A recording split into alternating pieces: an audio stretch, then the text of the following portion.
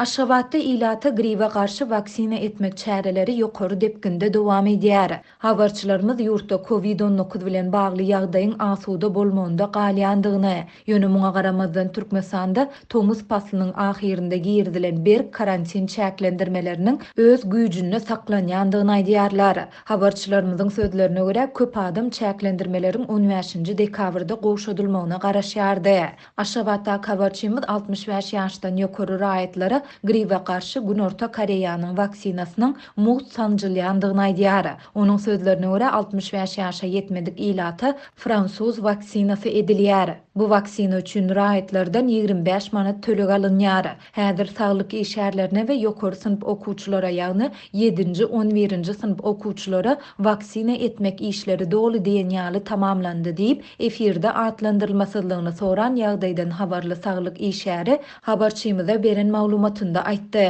Habarçymyz ýurdun saglyk puwdawyndaky çeşmesine salgylanyp gribe garşy Ultrix Rus vaksinasynyň çalt gutorandygyny hem aýtdy. Şu aýyň başynda Lewapda habarçymyz Türkmenabad şäheriniň tas ähli hassahanalarynda we edara kärhanalarynda şol sanda Gökguşak kärhanasynda işgärlere gribe garşy Ultrix sanjymynyň edilýändigini habar beripdi. Ol munyň üçin büdjetçilerden 21-25 manat tölegi alynýandygyny hem aýdypdy.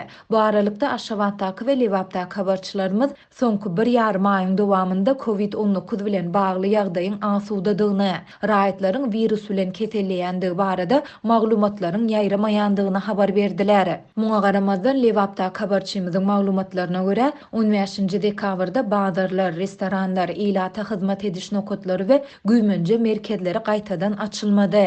Çäklendirilen uçur gatnaw we otly hyzmatlary hem dikeldilmedi. Ilat çäklendirmeler 15-nji dekabrda ýatyrlar öýdýärdi diýip efirde atlandyrylmasynlygyny soran Lewaply ýaşaýjy habarçymyza beren maglumatynda aýtdy.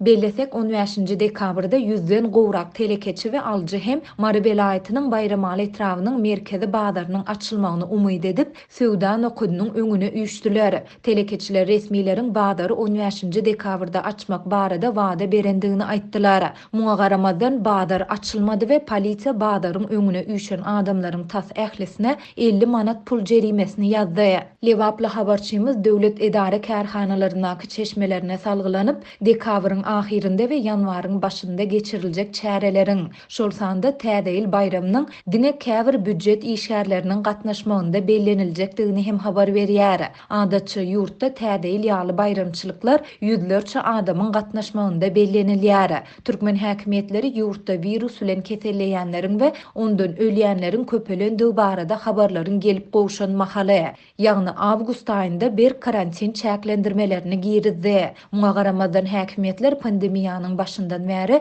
Türkmenistanda COVID-19-yň hasaba alynmandygyny tekrarlap, ýurtda girdilýän karantin çäklendirmeleri we olaryň möhleti barada açaçan çykyş etmän gelýärler. Şu aýyň başynda Azatlygyň ýagdaýdan habarly çeşmesi Türkmen häkimetleriniň koronawirusyň täze omikron görnüşiniň ýurtda virusyň nowatdaky tolkunny döretmeginden alada edýändigini aýtdy. Häkimetler virusyň 4-nji tolkunynyň öňüni almak boýunça çärelerini güýçlendirmäge çalyşýarlar diýip çeşmemiz 1-nji dekabrda gurrun beripdi.